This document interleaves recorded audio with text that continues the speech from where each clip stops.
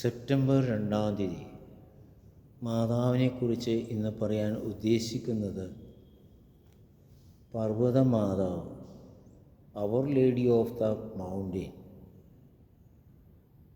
ആസ്പ്രോമോഡിൽ 1144 നിലം തൊടാതെ നിൽക്കുന്ന ഒരു ഇരുമ്പ് കുരിശിൻ്റെ മുൻപിലാണ് തൻ്റെ പശുക്കുട്ടി മുട്ടുകുത്തി നിൽക്കുന്നത് ഒരു കുട്ടി കണ്ടു. മാതാവ് പ്രത്യക്ഷപ്പെട്ട് ഈ സംഭവം മറ്റുള്ളവരെ അറിയിക്കുവാനും ആ സ്ഥലത്ത് ഒരു പള്ളി പണിയുവാനും ആവശ്യപ്പെട്ടു. 1560 കല്ലിൽ തീർത്ത മാതാവിൻ്റെ സ്വരൂപം ഒരു പെട്ടിയിൽ കാണപ്പെട്ടു. കാളയുടെ പുറത്തു വെച്ച് ആ പെട്ടി ദർശനം നടന്ന സ്ഥലമായ ആസ്പ്രോമോണ്ടിലേക്ക് കൊണ്ടുവരികയും അവിടെ പ്രതിഷ്ഠിക്കുകയും ചെയ്തു.